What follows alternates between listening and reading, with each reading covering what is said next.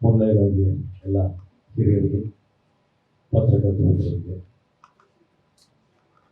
Media ಫ್ರೆಂಡ್ಸ್ಗೆ, YouTubers ಗೆಳೆಯರಿಗೆ, ಪ್ರತಿಯೊಬ್ಬರು ಇಲ್ಲಿ ಬರೆದಿರುವಂಥ ಪ್ರತಿಯೊಬ್ಬರಿಗೂ ನನ್ನ ನಮಸ್ಕಾರಗಳು.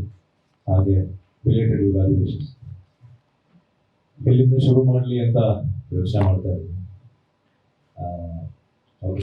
ಮೊದಲನೇದಾಗಿ ಇವತ್ತು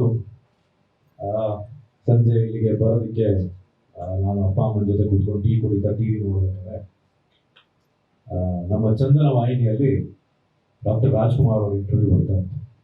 ಅದೇ ಇಂಟರ್ವ್ಯೂ ಅದನ್ನು ರೀಪ್ಲೈ ಮಾಡಿದ್ರು. ಸೊ ಅದರಲ್ಲಿ ಅವ್ರ ಕಾಂಪೇರ್ ಕೇಳಿದ್ರು, ಸರ್ ಇಷ್ಟೊಂದು ಒಳ್ಳೊಳ್ಳೆ ಸಿನಿಮಾಗಳು ನಿಮಗೆ ಸಿಕ್ಕಿದಾದರೂ ಹೇಗೆ ಅಂತ. ಅವ್ರು ಹೇಳಿದ ಒಂದೇ ಮಾತು, ನನ್ನ ಮೇಲೆ ನಂಬಿಕೆ ಇಟ್ಟಂತ ನನ್ನ ನಿರ್ಮಾಪಕ ಮತ್ತು ನನ್ನ ನಿರ್ದೇಶಕರು, ಅವರಿಂದ ನನಗೆ ಆ ಸಿನಿಮಾಗಳು ಬಂದು ಅದರಿಂದ ನಾನು ಡಾಕ್ಟರ್ ರಾಜ್ಕುಮಾರ್ ಅಂದರೆ ರಾಜಕುಮಾರನಾದೆ ಅಂತ ಅವ್ರು ಹೇಳ್ಕೊಂಡು. ಸೊ ಹಾಗೆ ನಾನು ಇವತ್ತು ನಮ್ಮ ನಿರ್ಮಾಪಕರಿಗೆ, ನಮ್ಮ ನಿರ್ದೇಶಕರಿಗೆ ತುಂಬ ಧನ್ಯವಾದಗಳನ್ನ ತಿಳಿಸ್ತೀನಿ. ಬಿಕಾಸ್ ಅವರು ನಮ್ಗೆ ಈ ಸಿನಿಮಾ ಕೊಟ್ಟಿರಲಿಲ್ಲ ಅಂದರೆ ಬಹುಶಃ ಈ ಸಿನಿಮಾ ನಾನು ಕೈ ಬಿಟ್ಟು ಹೋಗ್ತಿತ್ತು ಅನ್ನೋ ಗೊತ್ತಿಲ್ಲ. ಸೊ ಸಿನಿಮಾ ಹೇಗೆ ಬಂತು ಅಂದರೆ ನಮ್ಮ ಕಿಶೋರ್ ಅವರು ನನಗೆ, ನೀವು ನಂಬ್ತಿರೋ ಬಿಡ್ತಿರೋ, ನನ್ನನ್ನು ಬಿಡಲೇ ಇಲ್ಲ ಅವರು. ಸರ್ ಒಂದ್ಸರಿ ಕತೆ ಕೇಳಿ ಅಂದರು. ಸರಿ ಬಂದು ಕತೆ ಕೇಳಿದ್ರಿಲ್ಲ ಸರ್, ಸಿನಿಮಾ ತೋರಿಸ್ತೀನಿ ಅಂದರು. ಸಿನಿಮಾನ ಹೆಂಗೆ ತೋರಿಸ್ತೀರಾ ಅಂದರು. ತೋರಿಸ್ತೀನಿ ಸರ್, ನಾನು ಆ್ಯನಿಮೇಷನ್ ಮಾಡಿದ್ದೀನಿ, ತೋರಿಸ್ತೀನಿ. ಸೊ ಸರಿ ಒಂದ್ಸರಿ ಬನ್ನಿ ನೋಡೋಣ ಅಂತ ಹೇಳಿದಾಗ ನಮ್ಮ ಮಂಜಣ್ಣನ ಆಫೀಸಲ್ಲಿ ಟೆರರ್ ಚಿತ್ರದ ಏನೋ ಮಾತುಕತೆ ಮಾಡ್ತಾ ಕೂತಿದ್ವಿ. ಅಲ್ಲಿ ಬಂದು ನನಗೆ ಇಡೀ ಸಿನಿಮಾವನ್ನು ತೋರಿಸಿದ್ರು. ಆ ಸಿನಿಮಾ ನೋಡಿದಾಗಲೇ ನಾನು ಅಷ್ಟು ಇಂಪ್ರೆಸ್ ಆಗ್ಬಿಟ್ಟಿದ್ದೆ. ಎಷ್ಟು ಚೆನ್ನಾಗಿ ಆನಿಮೇಷನ್ ಮಾಡಿದ್ರು ಅಂದರೆ ಇಟ್ ವೆರಿ ಗ್ರಿಪ್ಪಿಂಗ್. ಸೊ ಇದು ಸಿನಿಮಾ ಆದಾಗ ಇನ್ನೂ ಚೆನ್ನಾಗಾಗುತ್ತೆ ಅಂತ ಅನ್ಸಿ ಕೊನೆಗೆ ಅವರು ಒಂದು ಮಾತು ಹೇಳಿದ್ರು ನನಗೆ, sir it will be one of the best films in your carrier ಅಂತ ಹೇಳಿದ್ರು. ಅದು ಬಹುಶಃ ನಾನು ಸಿನಿಮಾ ನೋಡಿದ್ಮೇಲೆ ನಾವು ರಫ್ ಕಾಪಿ ನೋಡಿದಾಗ ಅದು ಅನ್ನಿಸ್ತು, I think it will be another feather in my cap. ಯಾಕೆಂದರೆ ತುಂಬ ನನ್ನ ಸಿನಿಮಾ ಅಂತ ಹೇಳ್ತಾ ಇಲ್ಲ, ಹಾನೆಸ್ಟ್ ಆಗಿ ಹೇಳ್ತಾ ಇದ್ದೀನಿ. ಒಂದು ಒಳ್ಳೆ ಕತೆ, ಆಮೇಲೆ ಒಬ್ಬ ಆಕ್ಷನ್ ಹೀರೋನ್ ಇಟ್ಕೊಂಡು ಆಕ್ಷನ್ ಇಲ್ಲದೆ ಸಿನಿಮಾದಲ್ಲಿ ಹೇಗೆ ಕಂಪ್ಲೀಟ್ ಕೇಸ್ನ ಸಾಲ್ವ್ ಮಾಡ್ತಾರೆ. ಐ ಪ್ಲೇ ಪೊಲೀಸ್ ಆಫೀಸರ್ ಈ ಸಿನಿಮಾದಲ್ಲಿ. ಸೊ ಪೊಲೀಸ್ ಆಫೀಸರು ಚಿಕ್ಕಮಂಗ್ಳೂರಿಗೆ ಬೇರೆ ಏನೋ ಕೇಸ್ಗೋಸ್ಕರ ಹೋಗಿರ್ತಾನೆ. ಅಲ್ಲಿ ಬೇರೆ ಕೇಸ್ಗಳು ಓಪನ್ ಆಗ್ತಾ ಹೋಗ್ತಾ ಹೋಗ್ತಾ ಹೋಗ್ತಾ ಸಿನಿಮಾ ನಿಮಗೆ ಹೇಗೆ ಗ್ರಿಪ್ಪಿಂಗ್ ಆಗಿ ಕೂರಿಸುತ್ತೆ ಅಂದರೆ, and of course highlight suspense. Obviously ಯಾರು ಗೆಸ್ ಮಾಡೋದಕ್ಕಾಗೋದಿಲ್ಲ. ಯಾಕೆಂದರೆ ಸಿನಿಮಾ ಕತೆ ನೋಡಬೇಕಾದ್ರೆ ನನಗೇನೆ, ಆ್ಯನಿಮೇಷನ್ ನೋಡ್ಬೇಕಾದ್ರೆ ನನಗೇನೆ ಗೆಸ್ ಮಾಡೋಕ್ಕಾಗಿಲ್ಲ. ಸೊ ಹಾಗಾಗಿ ಥ್ಯಾಂಕ್ ಯು ಸರ್, ಒಂದು ಒಳ್ಳೆ ಸಿನಿಮಾ. ಹಾಗೆ ನನ್ನ ಟೀಮ್ ಬಗ್ಗೆ ಹೇಳಬೇಕು ಅಂದರೆ, ಉದಯ್ ಫಸ್ಟ್ ಆ್ಯಕ್ಚುಲಿ ಈ ಸಿನಿಮಾನ ನಮ್ಮ ಇನ್ನೊಬ್ರು ಮಾಡಬೇಕಾಗಿತ್ತು, ಹೆಸರು ಕೂಡ DOP. ಸೊ ಅದು ಯಾವುದೋ ಕಾರಣ ಅಂತ, ಇದು ಮಾಮೂಲಿ ಬಿಡಿ. ಸೊ ಕಾರಣಾಂತರಗಳಿಂದ ಅದು ಆಗದೆ ಇದಕ್ಕೆ ಯಾರು DOP ಕೇಳಿದ ತಕ್ಷಣ ಉದಯ್ ಅಂತ ಹೇಳಿದ್ರು. ಅವಾಗ ತಾನೇ ಅವಾಗ ನಮ್ಮ ವಿಜಯ ರಾಘವೇಂದ್ರ ಸಿನಿಮಾ ರಿಲೀಸ್ ಆಗಿತ್ತು. ಅದರಲ್ಲಿ ರಾಘು ಸಿನಿಮಾ ರಿಲೀಸ್ ಆಗಿತ್ತು. ಅದರಲ್ಲಿ ಅವ್ರ ಹೆಸರನ್ನು ನೋಡಿದ್ರು ಟ್ರೈಲರ್ ಅಲ್ಲಿ, ಉದಯ್ ಇಲ್ಲ ಅಂತ. ಸೊ ಅದೇ ಸಿನಿಮಾ, ನಮ್ಮ ಸಿನಿಮಾಗೆ ಅದೇ DOP ಬರ್ತಿದ್ದಾರೆ ಅಂತ ತಕ್ಷಣ I was very happy. Uday sir ತುಂಬಾ ಚೆನ್ನಾಗಿ ಮಾಡಿದ್ದೀರಾ. I think one of the highlights of the film is cinematography. So ಹಾಗೆ ಇನ್ನು ನಮ್ಮ ಸಹನಟರ ಬಗ್ಗೆ, ಅರಸರ ಬಗ್ಗೆ ಹೇಳಬೇಕು. ಅಫ್ಕೋರ್ಸ್ ನಾನು ಏನು ಅಂತ ಹೇಳೋಕೆ ನನಗೂ ಈಗ ಅನುಮತಿ ಇಲ್ಲ. ಸುಬ್ಬಲಕ್ಷ್ಮಿ ಅವರಾಗಿರ್ಬೋದು, ಪ್ರತಿಯೊಬ್ಬರು. ಆ್ಯಂಡ್ ಸ್ಪೆಷಲ್ ಮೆನ್ಷನ್ ಟು ನನ್ನ ನಾಯಕ ನಟಿ ರಂಜನಿ ಅವರಿಗೆ. ಅವರೇ ಹೇಳಿದ್ರಲ್ಲ, ನಾನು ಹೇಳ್ತಾ ಇದ್ದೀನಿ, ಈ ಸಿನಿಮಾ ಆದಮೇಲೆ ಬಹುಶಃ ಐ ಥಿಂಕ್ ಭಾಳಷ್ಟು ಜನ ನಿರ್ದೇಶಕರು, ನಿರ್ಮಾಪಕರು ಲೇಡೀಸ್ ಓರಿಯೆಂಟೆಡ್ ಸಿನಿಮಾ, ಈಗ ನಾವು ಬಾಲಿವುಡಲ್ಲಿ, ತಮಿಳಲ್ಲಿ, ತೆಲುಗುಲೆಲ್ಲ ಹೇಗೆ ನೋಡ್ತೀವಿ, ಆ ಥರ ಕನ್ನಡದಲ್ಲಿ ಬಹುಶಃ ಅವರಿಂದ ಸ್ಟಾರ್ಟ್ ಆಗುತ್ತೆ ಅಂತ ನಾವು ಅನಿಸ್ತಾರೆ.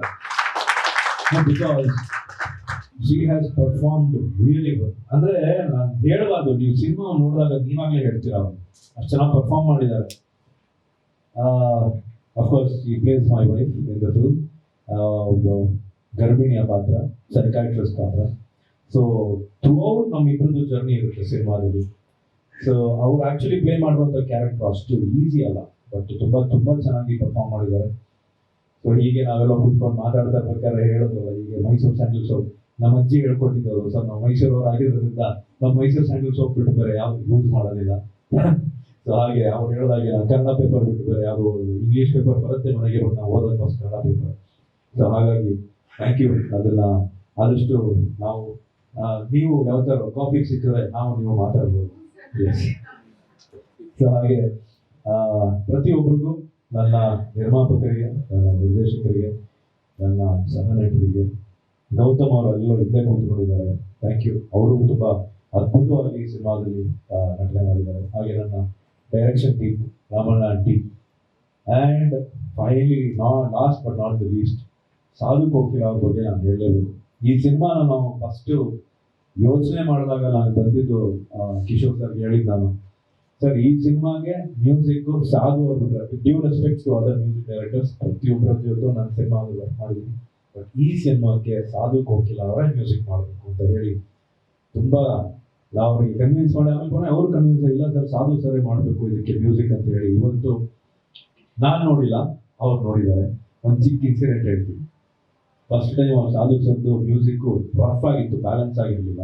ಅವ್ರು ನೋಡ್ಬಿಟ್ಟು ನಾನು ಫೋನ್ ಮಾಡಿದ್ರು, ಸಾರ್ ನೀವು ಬಂದು ಮ್ಯೂಸಿಕ್ ನೋಡಿ ಸಾರ್, ಈಗ ಸಾಧು ಅವ್ರ ಮ್ಯೂಸಿಕ್ ಅನ್ಸಲ್ಲ ನಿಮಗೆ ಅಂದ್ಬಿಟ್ರು. ನನಗೆ ಹೆದರಿಕೆ ಆಗೋಯ್ತು ಫಸ್ಟ್. ಇಲ್ಲ ಬಿಡಿ ಪರವಾಗಿಲ್ಲ, ಅದೇನೋ ಮಾಡ್ತಾರೆ, ನಾನು ನಾಳೆ ಬಂದು ನೋಡ್ತೀನಿ ಅಂತ. ಆಮೇಲೆ ನನಗೆ ಗೊತ್ತಿತ್ತು, ಬಿಕಾಸ್ ನಾನು ಎದೆಗಾರಿಕೆನಲ್ಲಿ ಅವ್ರು ಫೈನಲ್ ಮಿಕ್ಸ್ ಹೆಂಗೆ ಮಾಡ್ತಾರೆ ಅಂತ ಕೂತ್ಕೊಂಡು ನೋಡಿದ್ದೆ. ಶಮನ ಕಿತ್ತವ್ರ ಜೊತೆ ಕೂತ್ಕೊಂಡು ಸಾಧು ಕೋಕಿಲ ಅವರು ಎಲ್ಲಿ ಏರಿಳಿತಗಳು ಬೇಕು, ಎಲ್ಲಿ ಎಮೋಷನ್ ಜಾಸ್ತಿ ಇದೆ ಅನ್ನೋದು ಆ ಮನುಷ್ಯನಿಗೆ ಅಷ್ಟು ಚೆನ್ನಾಗಿ ಗೊತ್ತು ಪಲ್ಸ್. ಸೊ ಅವ್ರು ಫೈನಲ್ ಮಿಕ್ಸ್ ಮಾಡ್ಬೇಕಾದ್ರೆ ಎದೆಗಾರಿಕೆನ ನಾನು ಕೂತ್ಕೊಂಡು ನೋಡಿದ್ದೆ. ಸೊ ಅದನ್ನೇ ಇವಾಗ ಬ್ಯಾಲೆನ್ಸ್ ಮಾಡಿದ್ಮೇಲೆ ನಮ್ಮ ಕಿಶೋರ್ ಅವರು ಹೇಳೋದು, ಸಾರ್ ಗೂಸ್ ಬಂಪ್ಸ್ ಬಂದ್ಬಿಡ್ತು ಸರ್. ನಾನು ಹೇಳಲ್ವಾ, ಗೊತ್ತು ನನಗೆ ನಮ್ಮ ಸಾಧು ಅವರು ಹೆಂಗ್ ಮಾಡ್ತಾರೆ ಅನ್ನೋದು. ಒಬ್ಬ ಅಂತಿಮ ಒಬ್ಬ ಅದ್ಭುತವಾದ ನಟ ಅಲ್ಲದೆ ಅದ್ಭುತವಾದ ಸಂಗೀತ ನಿರ್ದೇಶಕ, ಒಬ್ಬ ಇದು ಫ್ಯಾಂಟಾಸ್ಟಿಕ್ ಟೆಕ್ನಿಷಿಯನ್. ಸೊ ಸಾಧು ಅವರು ಇವತ್ತು ಏನೋ ಕಾರಣಾಂತರಗಳಿಂದ ಬರೋಕ್ಕಾಗಿಲ್ಲ. ಸೊ ಹಾಗಾಗಿ Sadhu Maharaj, thank you very much. ನಮ್ಮ ಸಿನಿಮಾಗೆ ನಮ್ಗಿಂತ ಜಾಸ್ತಿ ಜೀವ ತುಂಬಿರೋದು ನೀವು. ಸೊ ಈ ವೇದಿಕೆ ಮೇಲೆ ನಿಮಗೆ ಧನ್ಯವಾದಗಳನ್ನ ಹೇಳೋದಕ್ಕೆ ಇಷ್ಟಪಡ್ತೀನಿ. ಹಾಗೆ ನಮ್ಮ ಎಡಿಟರ್ ಅರ್ಜುನ್ ಅವರು, ಸೊ ಪ್ರತಿಯೊಬ್ಬರು ನಮ್ಮ ಟೆಕ್ನಿಷಿಯನ್ಸ್ ಯಾರ್ಯಾರು ಈ ಸಿನಿಮಾಕ್ಕೆ ವರ್ಕ್ ಮಾಡಿದರು ಪ್ರತಿಯೊಬ್ಬರಿಗೂ ಥ್ಯಾಂಕ್ ಯು. ಹಾಗೆ ನನ್ನ ಹುಟ್ಟುಹಬ್ಬದ ಒಂದು ದಿನದ ಮುಂದೆ ಪ್ರಯುಕ್ತ ನನ್ನ ಸಿನಿಮಾ ರಿಲೀಸ್ ಆಗ್ತಾ ಇದೆ. ಸೊ ಇದನ್ನ ಕೊಡುಗೆ ಕೊಟ್ಟಿದ್ದಕ್ಕೆ thank you sir. I think is one of the best gifts of received. ಆಮೇಲೆ ಈ ವೇದಿಕೆ ಮೇಲೆ ಒಂದು ನಮ್ಮ ಕನ್ನಡ ಕಲಾಭಿಮಾನಿಗಳಿಗೆ, ಪ್ರೇಕ್ಷಕರಿಗೆ ಒಂದು ರಿಕ್ವೆಸ್ಟ್ನ ಮಾಡೋದಕ್ಕೆ ಇಷ್ಟಪಡ್ತೀವಿ. ಬಹಳಷ್ಟು ಜನ ನಮ್ಮ ಕನ್ನಡಿಗರು ಇವತ್ತು ಥಿಯೇಟರ್ಗೆ ಬರ್ತಾ ಇಲ್ಲ. ತುಂಬ ಒಂದು ಬೇಸರದ ಸಂಗತಿ ಆಗಿದೆ. ಬಹಳಷ್ಟು ಸಿನಿಮಾಗಳು ರಿಲೀಸ್ ಆಗ್ತಾ ಇದೆ, ಬಟ್ ಜನರ ಕೊರತೆಯಿಂದ 1-2 ದಿನದಲ್ಲೇ ಸಿನಿಮಾಗಳನ್ನ ತೆಗೆದಾಗ್ತಾ ಇದೆ. ಒಳ್ಳೊಳ್ಳೆ ಸಿನಿಮಾಗಳು ಬರ್ತಾ ಇದೆ, ಬಟ್ ಜನ ಬರ್ತಾ ಇಲ್ಲ ಥಿಯೇಟರ್ಗೆ. ಮೊನ್ನೆ ರೀಸೆಂಟಾಗಿ ಯಾರೋ ಒಬ್ರು ಕೇಳೋದು, ಯಾವ ಸಿನಿಮಾ ಬೇಡ ಸರ್, ಯಾವ ಬರುತ್ತೆ ಸರ್ OTTಗೆ ಅಂತ. ಯಾಕೆ ಅದನ್ನು ಕೇಳ್ತಾ ಇದ್ದಾರಲ್ಲ, OTT ನೋಡ್ಬೋದಲ್ಲ ಸರ್ ಸಿನಿಮಾ ಅಂದರು. ಈ OTT ಅನ್ನೋದು ಹೆಂಗಾಗ್ಬಿಟ್ಟಿದೆ ನಮಗೆ ಅಂದರೆ, ಸಿನಿಮಾ ಅಲ್ಲಿಗೆ ಬರುತ್ತೆ ಅನ್ನೋದು ಅವ್ರಿಗೆ ಡೆಫಿನೆಟ್ ಆಗ್ಬಿಟ್ಟಿದೆ. ಸೊ ದಯವಿಟ್ಟು ನಾನು ಹೇಳೋದೇನೆಂದರೆ, OTT ಬಂದಾಗ ಮತ್ತೆ ಒಂದ್ಸರಿ ನೋಡಿ, ನೋ ಪ್ರಾಬ್ಲಮ್, ಬಟ್ ದಯವಿಟ್ಟು ಸಿನಿಮಾವನ್ನು ಥಿಯೇಟ್ರಿಗೆ ಬಂದು ನೋಡಿ. ಏಕೆಂದರೆ ನೀವು ಬಂದು ಸಿನಿಮಾದಲ್ಲಿ ಥಿಯೇಟ್ರಲ್ಲಿ ಸಿನಿಮಾವನ್ನು ನೋಡಿದ್ರೆ ನಮಗೆ ಇನ್ನೂ ಒಳ್ಳೊಳ್ಳೆ ಸಿನಿಮಾಗಳು ಮಾಡೋದಕ್ಕೆ ನಮಗೊಂದು ಉತ್ತೇಜನ ಸಿಗ್ದಂಗಾಗುತ್ತೆ. ಸೊ ಈ ವೇದಿಕೆ ಮೇಲೆ ನಾನು ಪ್ರತಿಯೊಬ್ಬರಿಗೂ ಕೇಳ್ಕೊಳ್ಳೋದು, ಕನ್ನಡ ಸಿನಿಮಾವನ್ನು ಫಸ್ಟ್ ಪ್ರಿಫರೆನ್ಸ್ ಕೊಟ್ಟು, ಮೊದಲನೇ ಆದ್ಯತೆ ಕನ್ನಡ ಸಿನಿಮಾ ಕೊಟ್ಟು, ಕನ್ನಡ ಸಿನಿಮಾಗಳನ್ನ ಬೆಳೆಸಿ, ಕನ್ನಡ ಸಿನಿಮಾಗಳನ್ನ ಉಳಿಸಿ, ಅದು ನಿಮ್ಮ ಕೈಲಿದೆ. ಸೊ ಹಾಗೆ ಮತ್ತೆ ನನ್ನ ಟೆರರ್ ಚಿತ್ರದ ನಿರ್ಮಾಪಕರಾದ ಮಂಜುನಾಥ್ ಅವರಿಗೆ, ನನ್ನ ನಿರ್ದೇಶಕ ರಂಜನ್ಗೆ, ಅವರ ಅಸೋಸಿಯೇಟ್ ಡೈರೆಕ್ಟರ್ ಚಿಂಟು ಅವರಿಗೆ, ನಮ್ಮ ಕೃಷ್ಣ ಸರ್ಗೆ, ಆಮೇಲೆ ಆ ನಿರ್ಮಾಪಕರ ಮಗನಿಗೆ, ಪ್ರತಿಯೊಬ್ಬರಿಗೂ ನನ್ನ ತುಂಬರದ ಧನ್ಯವಾದಗಳು.